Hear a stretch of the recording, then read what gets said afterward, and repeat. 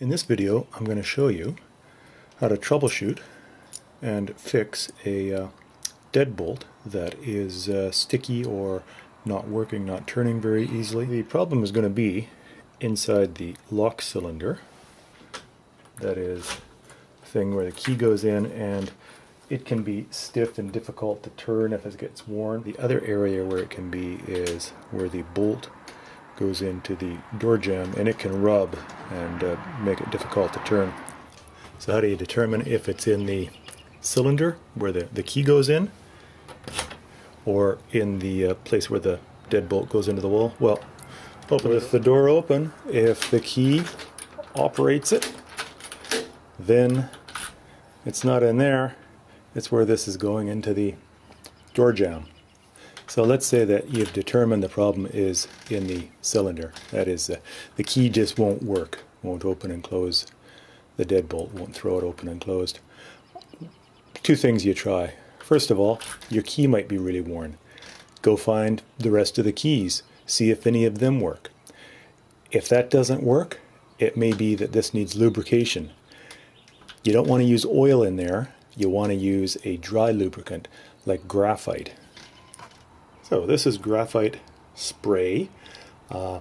It's got little tiny bits of graphite, which is kind of nice and slippery. It's carbon in a solvent that basically evaporates, so you're only left with the powdery graphite. And I will warn you, this stuff absolutely stains like crazy. It's black, and if it gets on a carpet or your clothes, it's in there to keep. So keep a piece of paper towel handy. Just spray a little bit of graphite lube in there, put the key in, turn it in and out a few times, turn things,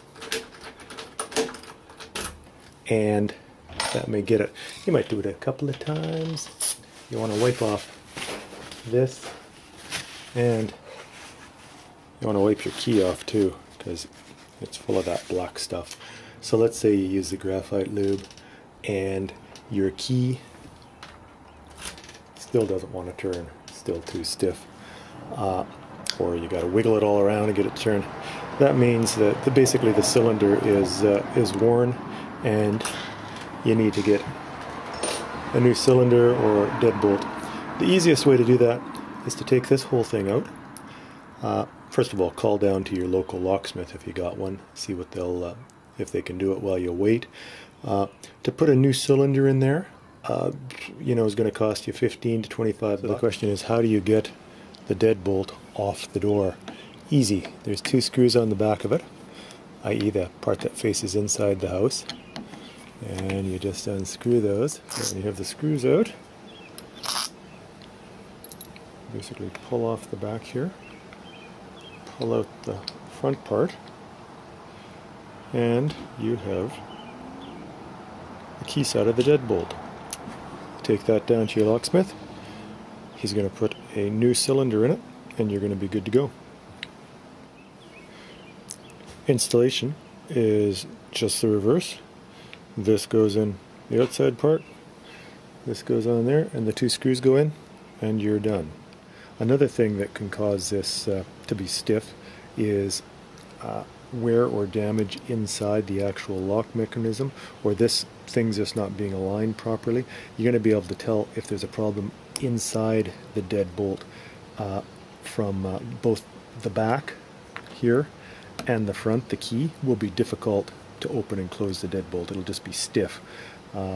First thing to try is just loosen off these screws, move the whole thing around a bit, it'll flex just a little bit, and see if you can open and close it nice and smoothly. If that's the case, okay, tighten it up and see if you got it, if it'll open and close. If it doesn't, try that again until it works. The other thing, you can take off this whole back plate, give it a good spray with the graphite lube, put it back together, see if that works. If that doesn't work, you might want to look at replacing the whole deadbolt. Sometimes the deadbolt can get out of alignment with the door as the house settles, and that can make it rub either. This is where the bolt goes in.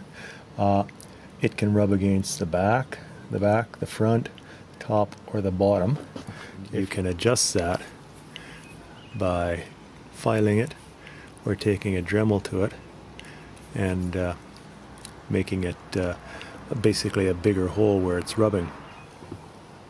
I am just taking the strike plate off right now.